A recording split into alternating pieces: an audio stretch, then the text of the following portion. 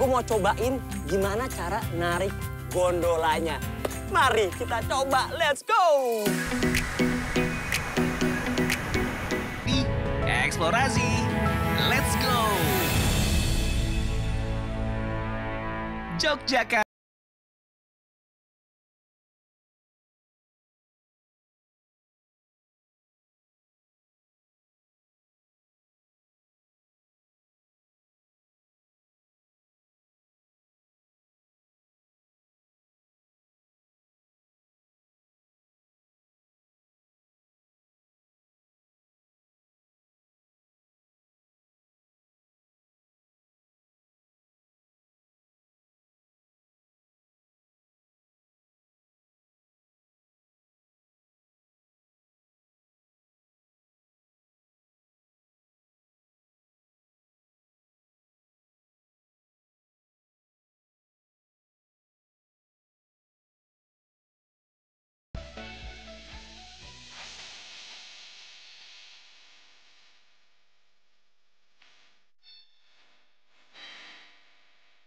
Sobat Explore, selamat datang kembali di acara yang gak ada duanya dan gak ada tiganya. Karena ini adalah acara satu-satunya yang bakal ngajak kalian keliling kota di Indonesia ala Gen Z.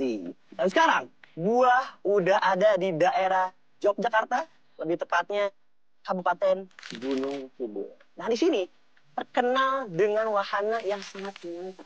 Dan gue penasaran, gue mau coba seperti apa sih wahana, semenakutkan apa. Dan untungnya, gue nggak sendirian. Gue ditemani sama Sobat Explore, Lintang! Gimana kabarnya? Wah, luar biasa Lintang. Udah siap buat keseruan hari ini? Wah, gue nggak siap sih. Lu udah siap belum? Oh siap dong. Oke. Dan juga tentunya kita nggak jalan kaki. Sudah ada jeep juga yang bakal nemenin kita mencapai Pantai Timang.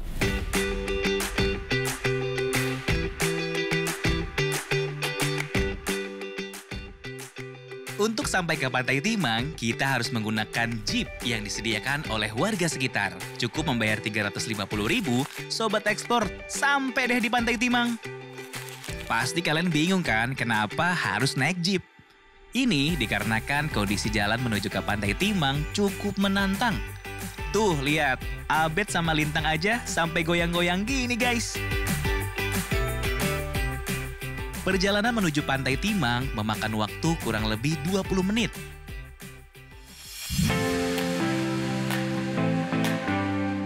Tahu nggak guys, tadinya Pantai Timang itu digunakan warga untuk berburu lobster. Tapi sejak tahun 2014, pantai ini berubah jadi salah satu tujuan wisata.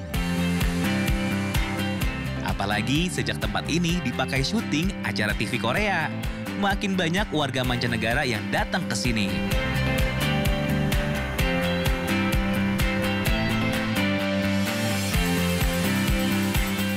Selain gondola, Pantai Timang juga menyediakan banyak spot foto yang menarik kayak gini.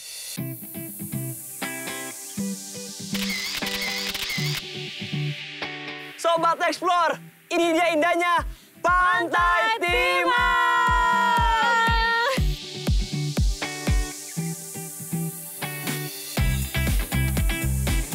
Ini dia yang uniknya. Gondola ini masih digerakkan secara manual menggunakan tenaga manusia. Nah, kita udah sampai nih. Oh, ini tuh. Itu lihat gondolanya dari tahun 1997. Wow, ini Sobat Explore, gue belum lahir udah ada nih. Ini tahun 1997, gue tahun 2000. Nah, ini setahu aku juga, ini nggak sih, dipakai tuh buat para nelayan Mencari lobster. Karena di Pulau Timang itu lobsternya melimpah. Hah, Gue duluan aja ya? ladies first. Oke, Silakan. bye. Let's go Sobat Explore. Lintang, kalau apa-apa kabarin gue ya. Bye-bye. Naik gondola melewati laut luas dan deburan ombak yang ganas, ternyata nggak cukup buat memadamkan keberanian Lintang. Lintang akhirnya udah nyampe, dan sekarang gue penasaran. Gue mau cobain gimana cara narik gondolanya. Mari kita coba, let's go! Sobat Explore, saatnya kita langsung cobain ini ya. Ini berapa tadi kan biasanya Bang? 20 tarikan. Wah, dan mumpung ini ada yang mau naik. Ini ditarik atau lepasin ya Bang ya? Dilepas. Oh. Ternyata nggak gampang untuk narik gondola ini. Kita butuh kerjasama dan timing yang pas buat tahu kapan waktunya kita tarik ke depan dan kapan waktunya kita tarik ke belakang. Wow, luar biasa ini. Berat banget asli. Sekarang saatnya kita naik gondolanya biar tarikin ya. Let's go! Oke, perdana gondola Pantai Timang, let's go!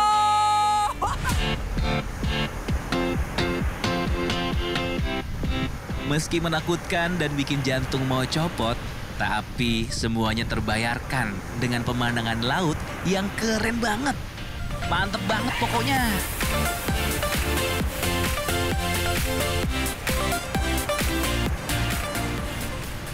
Bang goyang bang, bang joget bang. Oke. Sudah sampai, thank you abangku. Pelan ya. Yoi, pas dulu bang. Mantap. Kita akhirnya sampai melewati gondola dari Pantai Timang. Gimana rasanya? Ternyata nggak seserem yang dibayangin ya. Tapi tetap seru. Serem tahu? Nggak serem sama sekali tau. Nggak serem.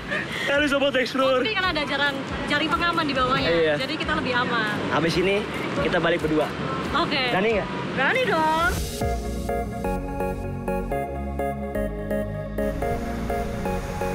Kah? Buat kalian yang nggak berani naik sendirian, tenang aja. Kalian juga bisa kok naik berdua kayak gini. Udah mau nyampe. Juga ya. Wow. Wow. Lagi bang. Wah. Tadi kita udah cobain yang gondola nih Sobat Explore. Gue juga lihat tadi ada jembatan. Nah, sekarang saatnya kita cobain jembatan langsung. Kalau gitu, tetap di Eksplorasi. Let's go! Silakan duluan.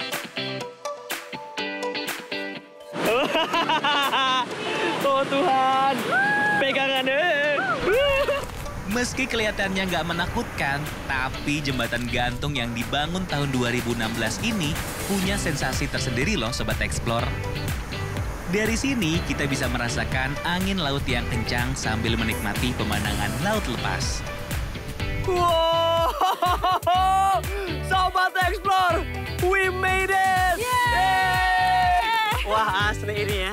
Tadi kan kita udah coba naik gondola, tapi kita belum eksplorasi isi dari Pulau Timang ini sendiri. Emang ada apa di sini? Nah, di sini itu tempat buat nyari lobster. Jadi nelayan tuh nyari lobster di Pulau Timang karena memang melimpah. Pulau Timang sendiri merupakan sebuah batu karang besar yang berada di tengah laut dan menjadi salah satu ikon unik yang ada di Pantai Timang.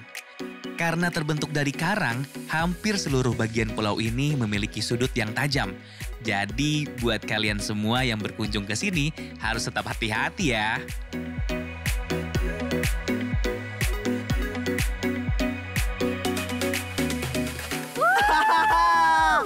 Eksplorasi, let's go!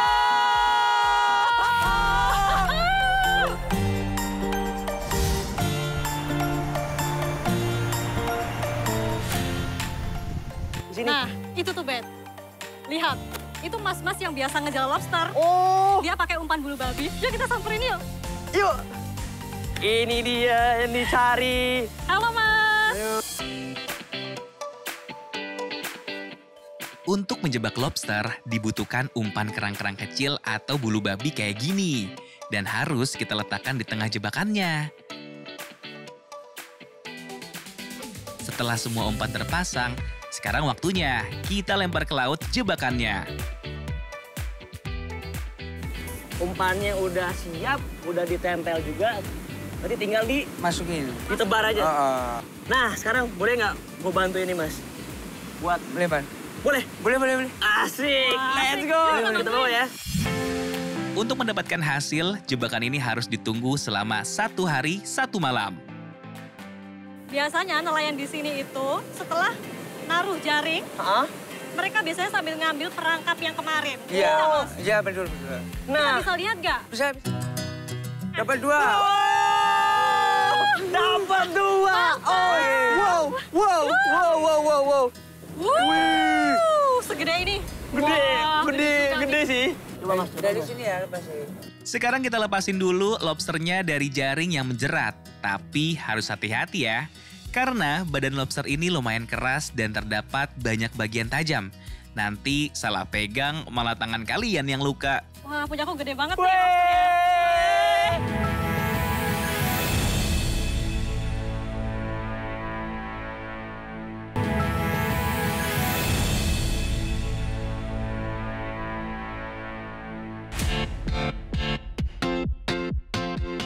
Setelah seharian kita main di pantai dan dapat lobster, paling enak sih sekarang waktunya kita bakar.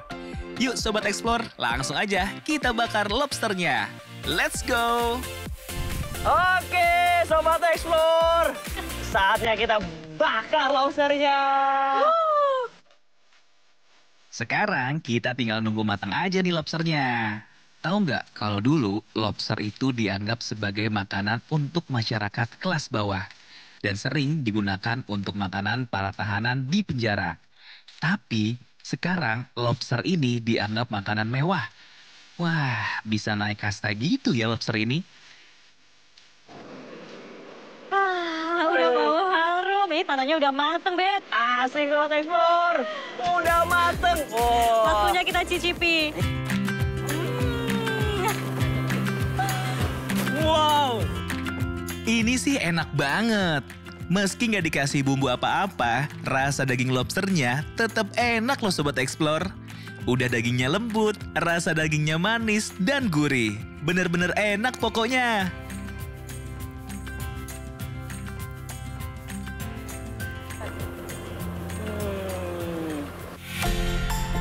Setelah tadi kita diajak Lintang buat nyobain naik gondola dan jembatan, plus ditambah makan lobster yang rasanya fresh banget ini, sekarang Lintang mau ngajak kita untuk lihat sapi lagi kerja. Hah? Emang ada sapi yang bisa kerja?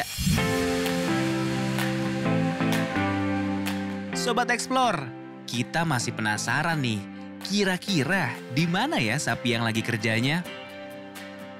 Sekarang kita coba cari dulu ya di mana tempatnya.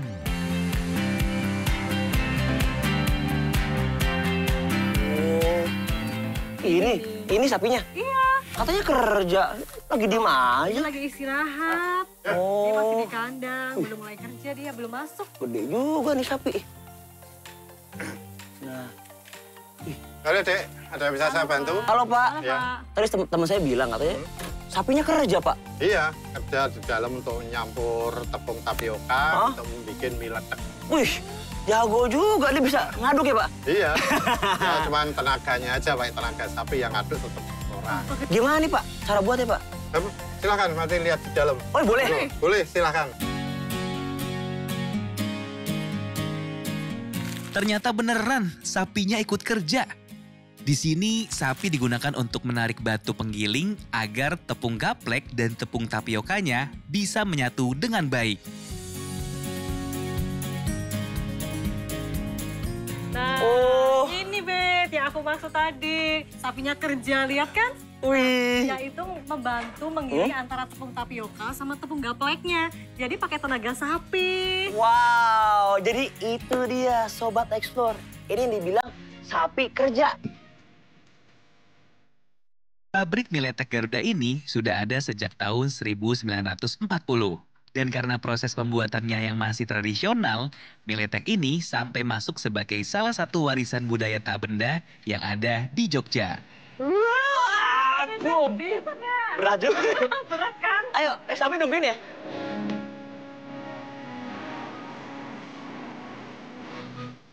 Wah.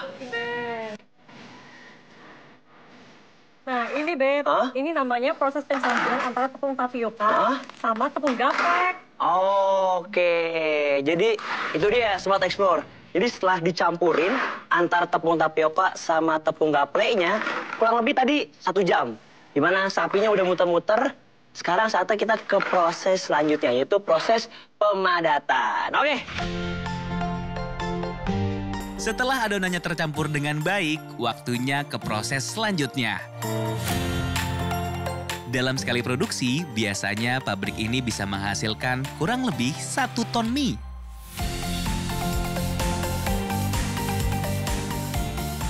Oke, ayo, kuat nggak? Waduh. Wah, Wah, wanita tangguh nih ya. Sini. bapaknya kuat juga ya. Iya. Bisa Nah, sendiri loh. ayo, tuangin ya. Semuanya. Wow. Nah, Sobat Explore, setelah tadi kita giling, sekarang kita bakal padetin dulu dengan cara digiling. Oke, ayo bantuin, Lintang. Adonannya harus diratain kayak gini, supaya masuk ke proses berikutnya bisa padat dan merata. Oke, Sobat Explore. Tadi kita udah tuang, udah kita ratain dikit-dikit. Nah, proses selanjutnya ini pemadatan. Cukup unik nih. Jadi kita taruh dulu nih.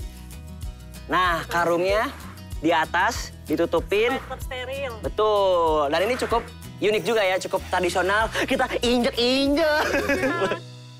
Nah, ini dia yang seru. Waktunya proses pemadatan. Karena di sini masih tradisional, jadi proses pemadatannya juga masih manual kayak gini. Eits, tapi tenang aja, semua proses ini dijamin bersih kok. Dengan diinjek-injek dengan santai, kalau udah kerasa padat, baru kita potong. Setelah selesai kita padatkan, sekarang adonannya udah bisa kita potong. Kayak lagi motong kue. Ternyata masih ada lagi nih proses pemotongannya. Kalau yang tadi cuma garis-garis aja, sekarang kita potong jadi kotak-kotak.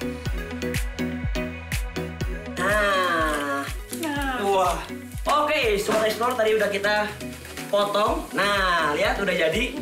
Ini kita mau penuhin dulu, baru nextnya kita kukus. Sudah, sekarang kita penuhin lagi, Lintang. Let's go! Setelah tadi kita potong-potong, sekarang waktunya kita kukus pakai mesin yang gede kayak kulkas.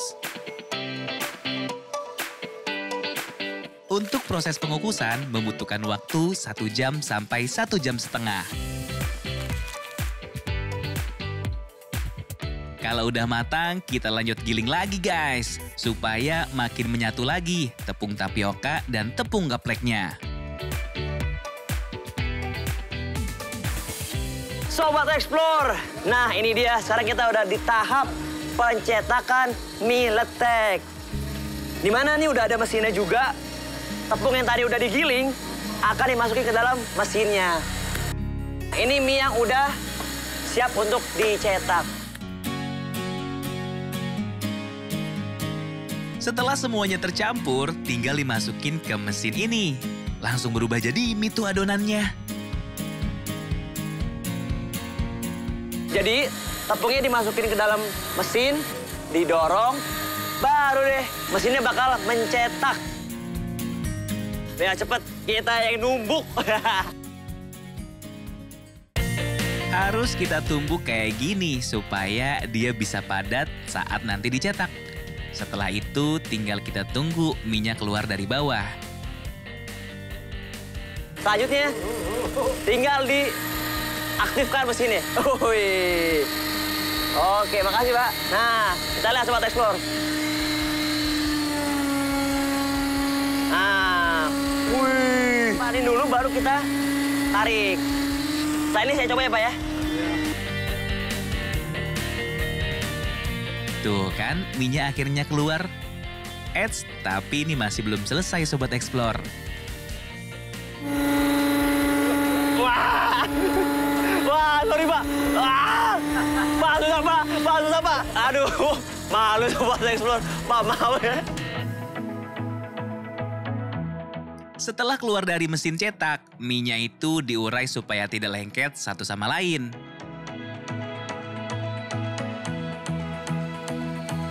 Hop. Oh. Sekarang kita langsung masukin ke mesin pengukus kayak gini ya, biar mie-nya bisa mateng. Oke Sobat Explore, Tadi udah jadi, mie-nya udah dicetak. Sekarang kita bakal tunggu dulu untuk dikukus. Kurang lebih butuh 1 jam. Kalau gitu kita tunggu dulu dan kita sembari bantu-bantu dikit lagi. Let's go! Setelah mie-nya diurai, lanjut dijemur deh. Kita jemur mie-nya kurang lebih 1 hari di cuaca panas terik, supaya mie-nya bisa kering maksimal. Saatnya kita jemur mie letek. Nah di sini sebentar. Iya. Nah, udah. Oke. Nah, ini nih, Bet. Ini proses pengeringan itu adalah proses terakhir dari mie letek sebelum di-packing. Oke. Aromanya wangi ya, kayak bau singkong. Oke, Sobat Explore. Lumayan berat ini tadi ya kita angkat ya. Aduh, kita keringetan juga ya. Yaudah, sekaligus kita mau istirahat bentar. Setelah kita angkat-angkat dan jemur mie-nya di tanah lapang kayak gini, sekarang kita waktunya istirahat sambil menikmati teh anget. Sobat Explore, ini udah di-packing berarti tinggal dikirim aja ya? Iya, tinggal diolah Hah? dan dimasak. Oh gitu. Nih, mie letaknya. Wah. Udah jadi nih. Waduh. Mari, sudah dimakan. Waduh. Ayo Pak, makan bareng Pak. Udah, monggo kalian aja. Aduh Saya Pak. teruskan kerjaan dulu. Tipe ya. Makasih Pak ya. Tuh. Akhirnya Sobat Explore, kita langsung cobain mie letek. Kita cicipin langsung. Makan. Gimana ini rasanya? Mie letek itu sebutannya, kalau bahasa Jawanya artinya? Kotor, tapi Kusam. ini bukan berarti kotor ya. Ah. Karena kalau mie biasanya itu kan warnanya putih atau kuning. Iya. Tapi ini kecoklatan gitu. Nah. Tapi justru itu artinya sehat. Karena tidak mengandung bahan kimia, tanpa pewarna dan juga tanpa pengawet. Oke, saatnya kita cicipi dulu. Dulu ada Sobat Explore, makan-makan. Mie ini terkenal dengan teksturnya yang kenyal dan tanpa bahan pengawet. Gak heran kalau mie ini jadi salah satu makanan favoritnya Pak SBY. Bahkan Pak Barack Obama juga pernah nyobain mie ini. Alhamdulillah, terima kasih banyak Lintang udah nemenin Sobat Explore dan kita juga keliling Yogyakarta. Sama-sama, terima kasih kembali. Nah itu dia Sobat Explore, kita udah keliling-keliling Pantai Timang, udah ngeliat proses pembuatan mie letek. Tapi tenang, ini baru awalan dan kita masih banyak kota yang akan kita explore. Dari budaya, keunikan dan juga kulinernya. Pokoknya tetap ikutin kita terus hanya di Eksplorasi. Let's go!